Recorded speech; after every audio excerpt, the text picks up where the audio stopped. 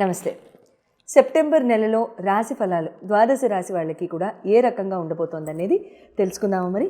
అయితే సెప్టెంబర్ నెలలో మనకి గ్రహాలన్నీ కూడా ఏ రకంగా సంచరిస్తున్నాయి, ఏ రకంగా వాటి యొక్క సంచారం యొక్క ఫలితాలు 12 రాశుల వాళ్ళకి కూడా ఏ క్షేత్రాల్లో అంటే ఏ డొమైన్స్లో ఏ ఫంక్షన్స్లో లైఫ్లో మనకి అతి ముఖ్యమైనవి అయిన career, finances, marriage, love and then health, ఇటువంటి డొమైన్స్లో మీ అందరికీ కూడా ఎటువంటి ఫలితాలు ఉండబోతున్నాయి అనేది ఈ వీడియోలో చక్కగా తెలుసుకుందాం.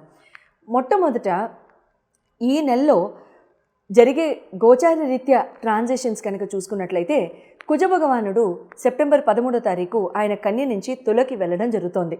అలాగే శుక్ర భగవానుడు సెప్టెంబర్ 15వ తారీఖు ఆయన సింహానికి వెళ్ళడం జరుగుతోంది కర్కాటక రాశి నుంచి.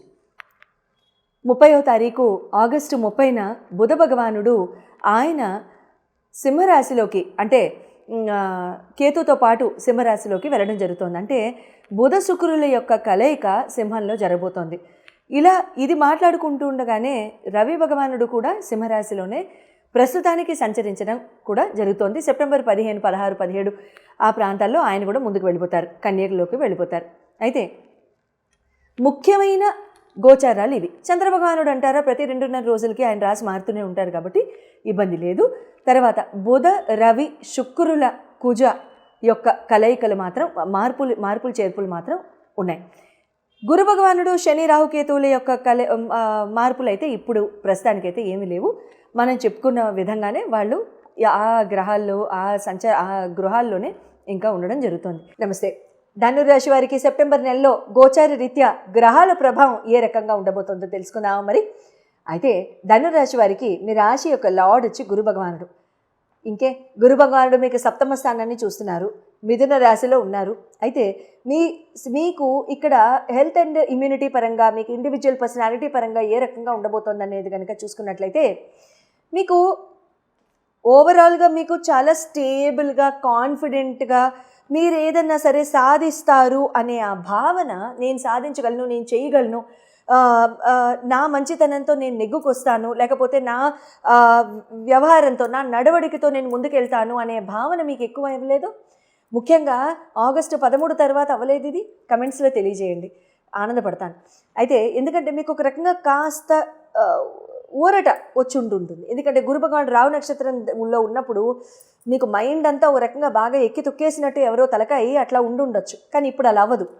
సో ఒక రకంగా బాగానే ఉంటుంది. అంటే హెల్త్ అండ్ ఇమ్యూనిటీ పరంగా కూడా చాలా చక్కగా స్టేబుల్గా ఉంటారు. కానీ గ్యాస్ట్రిక్ ఇష్యూస్ మాత్రం ఖచ్చితంగా పెరుగుంటాయి. మీకు గ్యాస్ట్రిక్ ఇష్యూస్, ఉదర సంబంధమైన బాధలు, ముఖ్యంగా మొన్న ఆగస్టు 17 తర్వాత ఖచ్చితంగా మీకు బాగా గ్యాస్ట్రిక్ ఇష్యూస్ రావడము, లేకపోతే ఇంకేదైనా ఇంటెస్టినల్ ఇష్యూస్ రావడము, కాస్త అంటే ఈ ఎక్స్క్రిటరీ ఆర్గన్స్ రిలేటెడ్ ఇష్యూస్, అటువంటివి స్టూల్స్ పాస్ చేసేటప్పుడు పెయిన్ కానివ్వండి, మంట కానివ్వండి, ఇటువంటివి రావడం లాంటివి జరుగుతూ ఉంటాయి. నాట్ వరీ సెప్టెంబర్ 17 తర్వాత అన్నీ తగ్గిపోతాయి. నాట్ వరీ అన్నాను కదా, చెప్పేశాను కదా డేట్ కూడా అని చెప్పి సీరియస్ ఇష్యూస్ ఏమైనా ఉంటే డాక్టర్ దగ్గరికి వెళ్ళడం మానేయద్దు.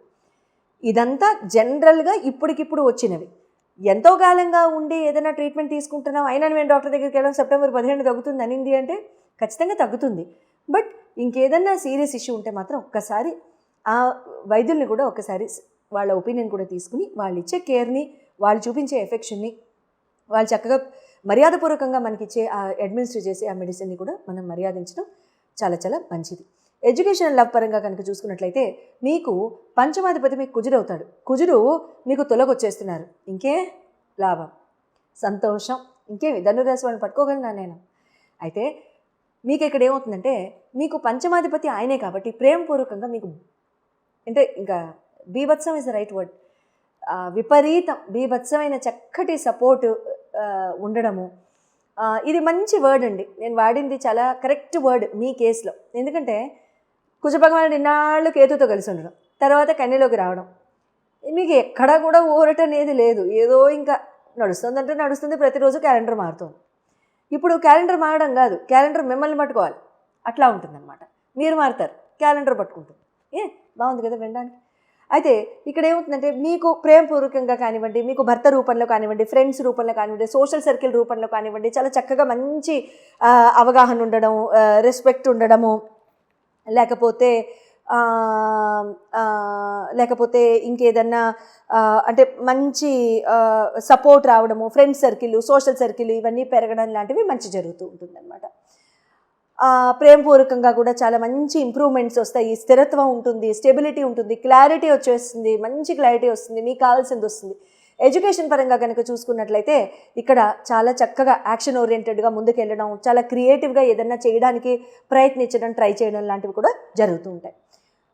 వైవాహిక జీవితం కనుక చూసుకున్నట్లయితే మీకు సప్తమ స్థానంలో ఆల్రెడీ గురు భగవానుడు ఉన్నారు కాబట్టి, బుధ భగవానుడు కూడా భాగ్యస్థానానికి వెళ్ళిపోతున్నారు కాబట్టి ఇక్కడ వైవాహికంగా కూడా మీరు చాలా చక్కగా స్టేబుల్గా, ఆనందంగా, సుఖమయంగా ఉండడానికి ఇక్కడ అవకాశాలు ఉంటూ ఉంటాయన్నమాట.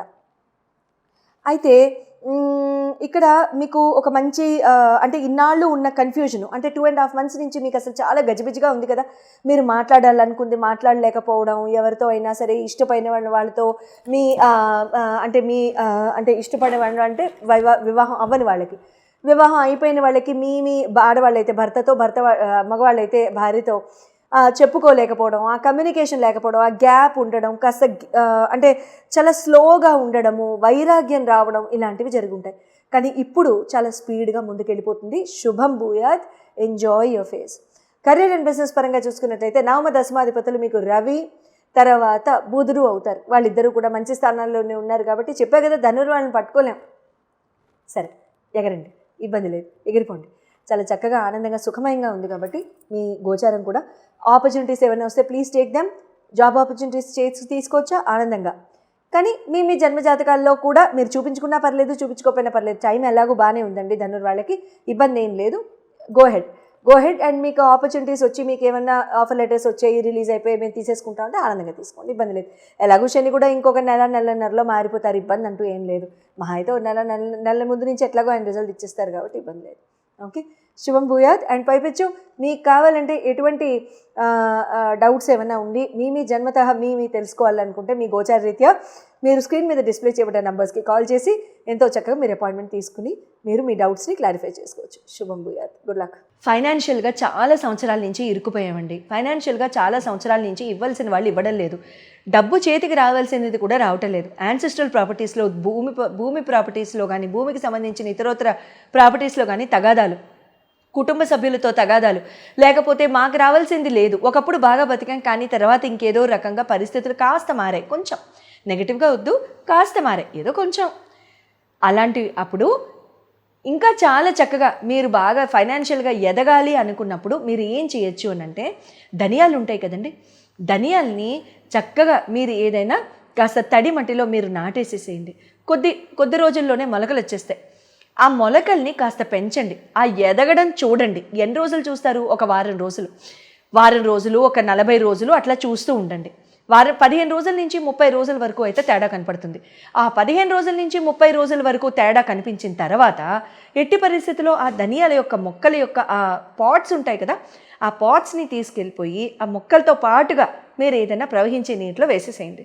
ప్రవహించే నీటిలో వేసేసిన తర్వాత దాన్ని మళ్ళీ అదే ప్రాసెస్ని మళ్ళీ రిపీట్ చేసుకోండి. ఇలా ఎన్నాళ్ళు చేయాలి? ఖచ్చితంగా ఒక 11 నెలల వరకు చేసుకోండి.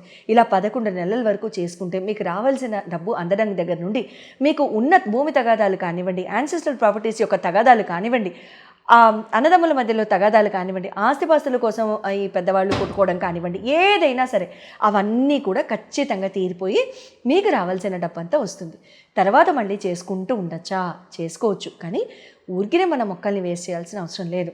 ధనియాల్ని ఎందుకు వాడుతున్నాం? ఫాస్టెస్ట్ గ్రోయింగ్ క్రాప్ కాబట్టి, అది చాలా త్వరగా పెరుగుతుంది కాబట్టి, అది అంత త్వరగా పెరుగుతుంది కాబట్టి అంత త్వరగా మన డబ్బు యొక్క పరిస్థితి కానివ్వండి, మన డబ్బు యొక్క నిల్వ చేసుకునే ఆ గుణం కానివ్వండి, లేకపోతే ఆ శక్తి కానివ్వండి మనకు కూడా పెరగాలని చెప్పి మనం ఇక్కడ ఈ రెమెడీ చేస్తున్నాం. సో ఖచ్చితంగా మినిమం ఒక 11 నెలలు. ఏ రోజు మొదలు పెట్టాలని ఏం లేదండి. అమావాస్య రోజు కూడా మొదలు పెట్టచ్చు, ఇబ్బంది ఏం లేదు. మంగళవారం ఒక్క రోజు మొదలు పెట్టద్దు, ఎందుకంటే మళ్ళీ చేయాల్సి వస్తుంది. మళ్ళీ ఎప్పుడు చేస్తాము? మళ్ళీ పరిస్థితి మారితే చేస్తాం. ఎందుకు కోరుకోవడం? శుభంగా చేసుకోండి. మంగళవారం మంగళప్రదమైన రోజే. కాకపోతే ఏంటంటే తీర్చేసేవి ఏమన్నా ఉంటే మంగళవారం చేయాలి తప్ప పెంచుకునేది ఏమన్నా ఉంటే మాత్రం అలా చేయాల్సిన అవసరం లేదు. శుభం భూయాత్.